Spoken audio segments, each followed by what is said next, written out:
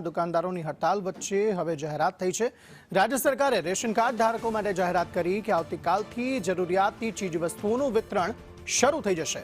અંત્યોદય NFSA લાભાર્થીઓ જે છે તેમને વિતરણ શરૂ કરવામાં આવશે। પડતર પ્રશ્નોને લઈ વ્યાજબી ભાવના દુકાનદારો હડતાલ પર હતા। હિરેન રાવલ આ અંગે વધુ માહિતી આપી રહ્યા છે। જી હિરેન। એક વર્ષથી આ વ્યાજબી ભાવના દુકાનદારો હડતાળની ચીમકી ઉચ્ચારી છે। એ વચ્ચે રાજ્ય સરકારે એનએફએસએ લાભાર્થીઓ છે અને અંત્યોદય લાભાર્થીઓ છે એમને અનાજ વિતરણ માટેની આ જાહેરાત કરી છે કે 1 નવેમ્બરથી આ તમામ રેશન કાર્ડ ધારકો છે એમને જરૂરી ચીજવસ્તુઓ વિતરણ કરવામાં આવશે।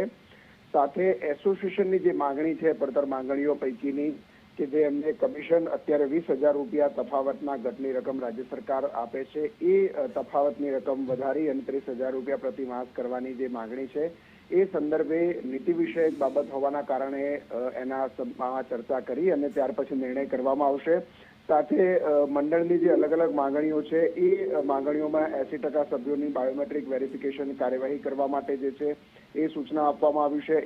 એની પણ 31 ડિસેમ્બર 2025 સુધી ઓછામાં ઓછા 50% સભ્યો માટેનું આ વેરિફિકેશન કરવાનું રહે એ પ્રકારનો નિર્ણય કરવામાં આવશે એ પ્રકારની વાત પણ સરકારે કરી છે।